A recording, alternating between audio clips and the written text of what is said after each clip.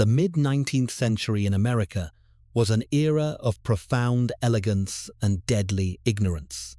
In affluent homes from New York to Baltimore, families proudly decorated their nurseries with a brilliant, newly discovered emerald green wallpaper. It was a symbol of ultimate status, yet behind the heavy drapes of these opulent mansions, a terrifying pattern emerged. Children grew inexplicably weak, and healthy adults wasted away in their sleep, leaving local doctors completely baffled. But the tragedy didn't stop at accidental poisoning. This beautiful, invisible killer soon provided the perfect, untraceable cover for cold-blooded murder. In the mid-19th century, the United States found itself swept up in a vibrant, almost intoxicating aesthetic craze. Before the advent of modern synthetic dyes, the domestic world was largely draped in drab, earthy tones. But the sudden commercialization of a chemical compound known as copper arsenite changed everything. Marketed under alluring names like Paris green or Scheele's green, this pigment offered a brilliant, luminous emerald hue that did not fade under the harsh glow of gas lamps. It was an instant sensation, symbolizing wealth, modernity, and refined taste. From the bustling avenues of New York City to the quiet, affluent neighborhoods of Baltimore, American society developed an insatiable appetite for this breathtaking color, blissfully unaware of its deadly chemical foundation. The true macabre nature of this era lay in just how intimately Paris green was woven into the fabric of daily life. The pigment was neither regulated nor feared by the public. It was applied generously to the lavish wallpapers that lined the grandest parlors and the most delicate nurseries. But its reach extended far beyond the walls. The emerald poison dyed the voluminous silk ball gowns of wealthy socialites, shedding microscopic toxic dust across the polished floors of crowded dance halls as they moved. It was painted onto the wooden toys clutched and chewed by toddlers in their playrooms.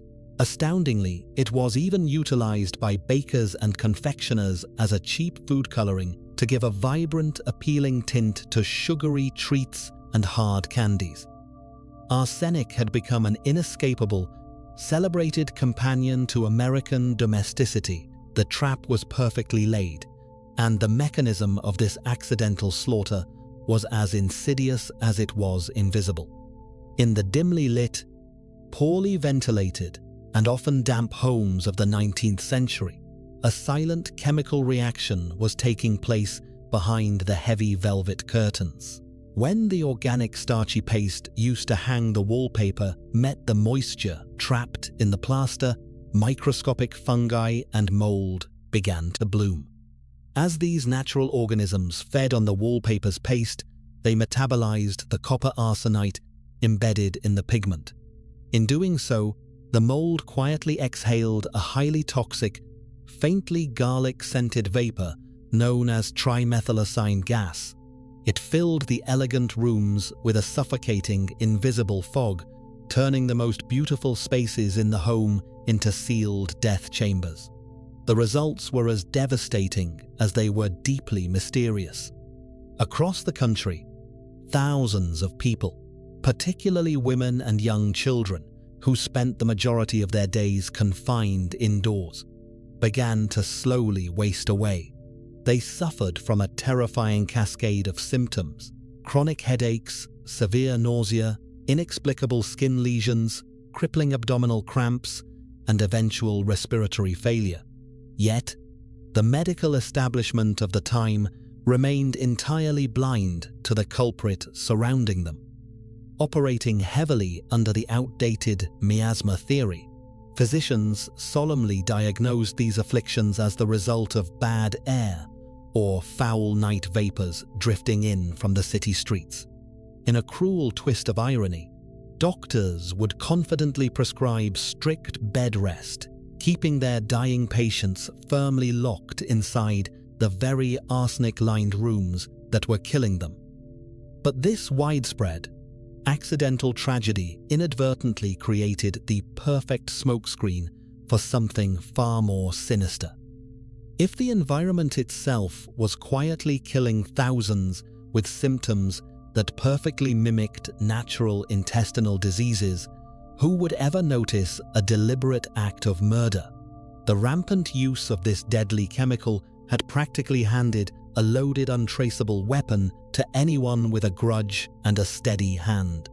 After all, what happens when the arsenic isn't just breathing from the walls, but is quietly stirred into a porcelain teacup? In the shadowy, gaslit corners of the 19th century, arsenic trioxide shed its innocent emerald disguise and assumed a far more sinister identity. Beyond the accidental tragedies of toxic wallpaper, it became the weapon of choice for those harboring dark, premeditated intentions.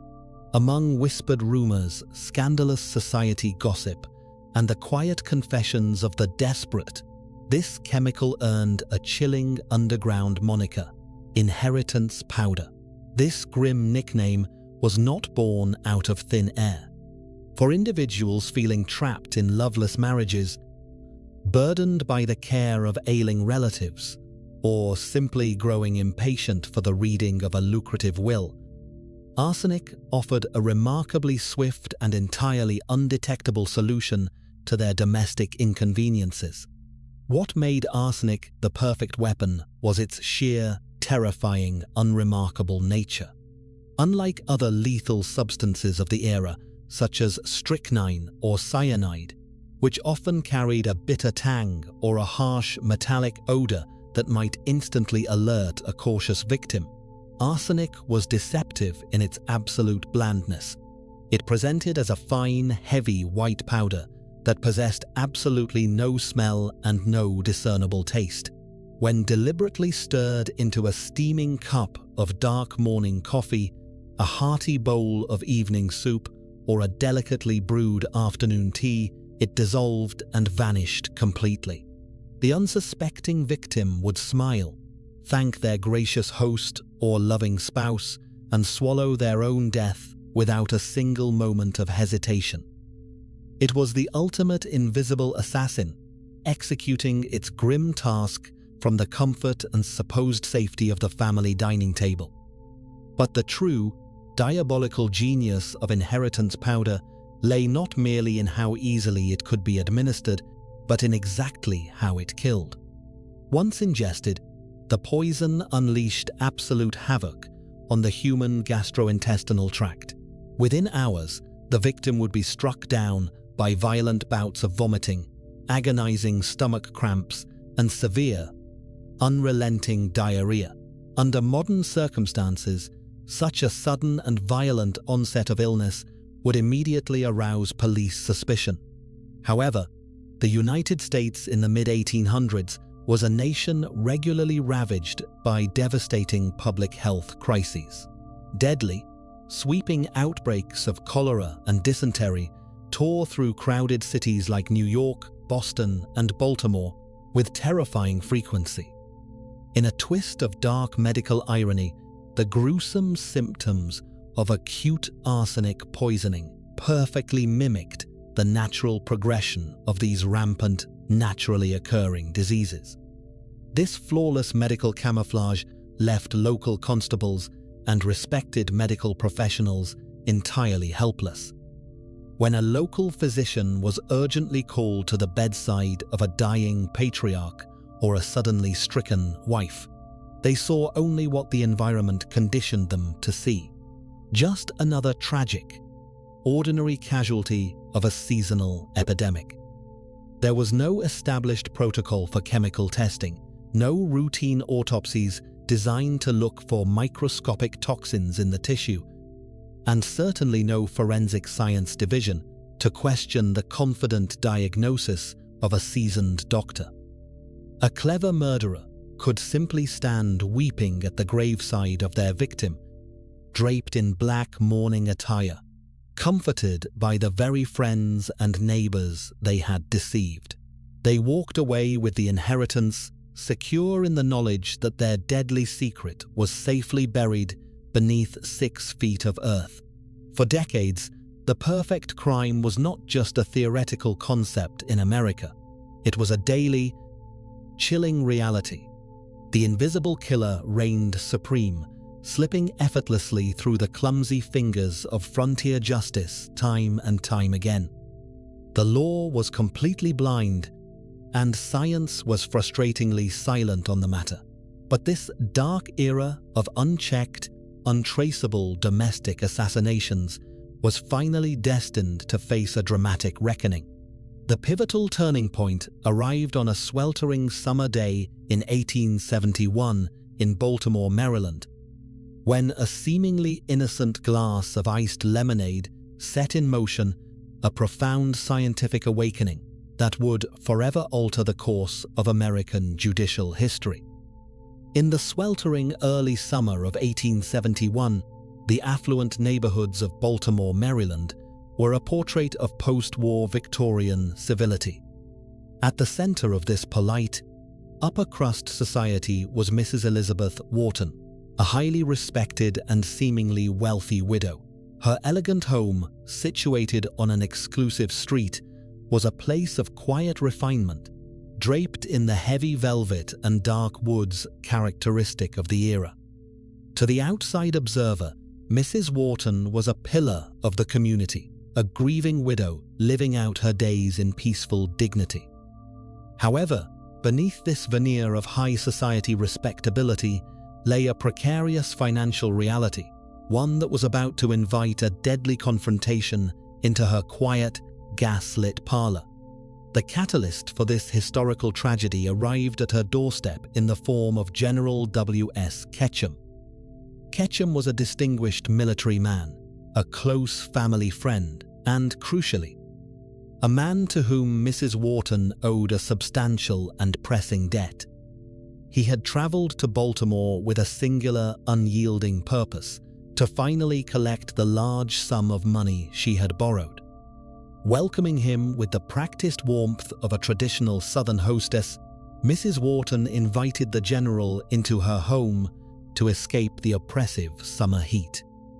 As they sat together, discussing the delicate and tense matter of her outstanding finances, she graciously offered her tired guest a refreshing glass of iced lemonade to cool his nerves.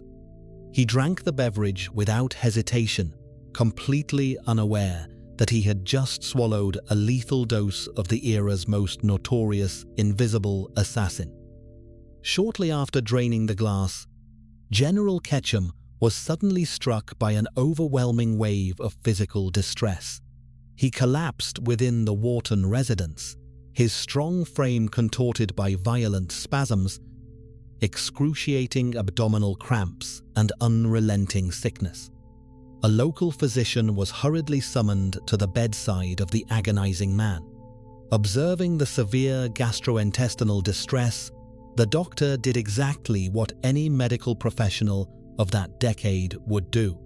Blind to the possibility of foul play in such a respectable household, he confidently diagnosed the general with acute enteritis, attributing the sudden illness to a bout of the cholera that routinely plagued American cities during the hot summer months.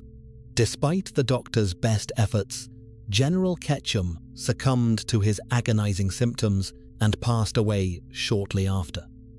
But while the house should have been consumed by appropriate mourning, Mrs. Wharton's behavior immediately following his last breath was distinctly peculiar. Household servants later recalled her frantic, almost obsessive attempts to thoroughly wash out the specific glassware the general had used, going so far as to quickly dispose of any leftover drinks from that afternoon. Even more damning was a sudden, glaring absence among the dead man's personal effects. The crucial promissory note, the official, signed document proving the massive debt Mrs. Wharton owed him, had completely vanished from the general's coat pocket. Whispers of these suspicious circumstances quickly spread beyond the walls of the Wharton estate, reaching the ears of local authorities who were already wary of sudden deaths involving large sums of money. Just as General Ketchum's body was being prepared for a quiet, respectable burial, the police decisively intervened. Acting on the mounting behavioral irregularities and the mysteriously missing financial documents, investigators halted the funeral proceedings and seized the corpse. In a move that was highly unusual and deeply controversial for high society at the time, they ordered a secretive, specialized autopsy. The general's stomach and its contents were carefully extracted, sealed in secure glass jars, and transported directly to a chemical laboratory for rigorous examination. The investigators had successfully secured the physical evidence, but they now faced a seemingly insurmountable scientific wall. The suspected weapon was the ultimate ghost, a substance designed to dissolve completely, leaving no smell, no color, and no distinct visual trace. How could the police possibly prove the existence of a perfectly invisible, odorless poison that had already been seamlessly blended into a dead man's stomach fluids? To truly understand the monumental breakthrough unfolding in that Baltimore laboratory, one must look back 35 years to a bitter failure. In 1836, a dedicated chemist named James Marsh found himself standing in a tense courtroom, utterly humiliated. He had successfully detected arsenic in a murder victim's stomach, but by the time he presented his delicate findings to the jury, the unstable chemical sample had degraded. The evidence had literally vanished into thin air, and a guilty man walked free. Haunted by this profound miscarriage of justice, Marsh retreated to his workshop. He swore to invent a method that would not only detect the ghost-like poison, but trap it permanently, forcing the invisible killer to leave a physical signature that no defense attorney could ever wave away. Decades later, the forensic chemists handling General Ketchum's remains relied entirely on Marsh's ingenious, world-changing contraption. The apparatus itself looked like a complex, fragile array of U-shaped glass tubes and sealed flasks, a stark contrast to traditional detective work. In the quiet, sterile environment of the lab, the scientists took a careful portion of the general's stomach tissue and placed it deep inside the main glass vessel. To this organic slurry, they methodically added pure zinc and a strong solution of sulfuric acid. The underlying premise was beautifully simple. If the general had died of a natural intestinal illness, the resulting chemical reaction would merely produce harmless hydrogen gas. However, if Mrs. Wharton had indeed laced his iced lemonade with the infamous inheritance powder, the acid and zinc would aggressively strip the arsenic from the dead tissue. This reaction would force the poison to bind with the hydrogen, creating a highly toxic, combustible vapor known as arsenic gas. The tension in the Baltimore laboratory steadily mounted as the invisible gas was channeled through the narrow glass tubing. Here lay the brilliant climax of the Marsh test. As the gas escaped from a small nozzle at the end of the tube, the chemists ignited it. The vapor burned with a distinct, eerie, pale blue flame. Then came the critical moment of truth. The scientists took a piece of cold, flat porcelain and held it directly against the burning tip of the blue flame. If the fire was fueled only by pure hydrogen, the cold white porcelain would remain perfectly clean. But if even a microscopic trace of arsenic was hiding within the vapor, the sudden, sharp drop in temperature would cause the poison to violently condense out of the fire. As the blue flame licked the cold ceramic surface in the laboratory, the invisible killer finally materialized. A distinct, dark metallic stain began to blossom across the porcelain.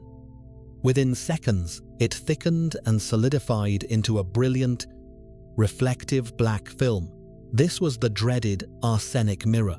It was a stark, undeniable visual manifestation of the poison, trapped forever in a glossy metallic crust. The sheer sensitivity of this chemical method was unprecedented in the history of criminal justice. The Marsh test could reliably isolate and display as little as 0.02 milligrams of the substance. No matter how thoroughly a murderer tried to dilute the white powder in a sweet beverage, or how perfectly the symptoms mimicked a natural summer plague, the chemical mirror would faithfully and accurately reflect their guilt. Staring at the permanent dark stain, the investigators knew they had achieved the impossible. They had successfully pulled the phantom from the victim's body. The sheer scientific certainty of the arsenic mirror transformed the entire nature of the investigation overnight. Gone were the polite hesitations about disturbing a wealthy, grieving widow. The local police were no longer intimidated by her high society standing or the elegant facade of her grand estate. Armed with the irrefutable physical proof captured on that small piece of porcelain, the authorities moved swiftly. Officers marched directly up to the Wharton residence, bypassed the heavy velvet curtains, and formally placed Mrs. Elizabeth Wharton under arrest for the cold-blooded murder of General W.S. Ketchum. By late 1871, the murder trial of Mrs. Elizabeth Wharton had erupted into an absolute national spectacle, dominating the front pages of prominent newspapers from New York to San Francisco. The American public was thoroughly captivated, not merely by the scandalous downfall of a wealthy Baltimore socialite, but by the entirely unprecedented nature of the prosecution itself. For the very first time in a major United States courtroom, the primary witness for the state was not a human being with a subjective, shifting memory, but a complex piece of analytical chemistry. Spectators packed the stifling, wood-paneled courthouse every single day, desperate to witness how a respected, well-dressed widow could possibly be sent to the hangman's noose by a group of austere scientists wielding glass tubes and invisible gases. Inside the courtroom, a fierce, historic battle of ideologies unfolded, transforming the legal proceeding into a dramatic clash between two entirely different eras of human understanding. On one side stood the traditional medical establishment, composed of seasoned, highly distinguished Victorian physicians who had personally attended to General Ketchum during his final, agonizing hours. Clinging stubbornly to their decades of bedside clinical observation, these doctors vehemently testified that the general had undoubtedly succumbed to a severe, natural attack of acute enteritis or summer cholera. They scoffed at the very notion that a sterile laboratory could overrule their seasoned medical instincts. Standing in stark opposition were the analytical toxicologists, a new precision-driven breed of scientists who represented the undeniable future. They did not speak in vague terms of bad air or bodily humors. Instead, they stood before the jury box and simply held up the Marsh Test apparatus. With quiet, absolute confidence, they presented the damning piece of cold porcelain, displaying the unmistakable, reflective, black arsenic mirror as physical proof of deliberate murder. However, the introduction of this cutting-edge science into a 19th century courtroom was fraught with immense difficulty. Sensing the jury's deep, inherent apprehension toward this unfamiliar chemical magic, Mrs. Wharton's brilliant defense attorneys launched a devastatingly clever and highly technical counterattack. They realized they could not logically deny the physical existence of the black metallic stain on the porcelain, so they ingeniously pivoted to question its true origin. During a grueling cross-examination, the defense relentlessly interrogated the prosecuting chemists about the exact purity of the raw materials used to conduct the Marsh test. They argued, quite persuasively to an audience of laymen, that commercial zinc and sulfuric acid manufactured during that era frequently contained naturally occurring trace elements of arsenic. With booming theatricality, the defense fiercely demanded to know if it was not entirely possible, even probable, that the lethal poison had actually originated from the investigators' own contaminated laboratory equipment rather than the widow's iced lemonade. This aggressive and highly sophisticated legal strategy injected a profound, suffocating tension into the Baltimore courthouse. The trial was no longer simply about determining the guilt or innocence of a single woman accused of poisoning a military general. It had evolved into a high-stakes referendum on the ultimate reliability of modern forensics. The 12 ordinary men of the jury, none of whom possessed a formal educational background in advanced chemistry, suddenly found themselves tasked with evaluating the microscopic molecular purity of laboratory acids.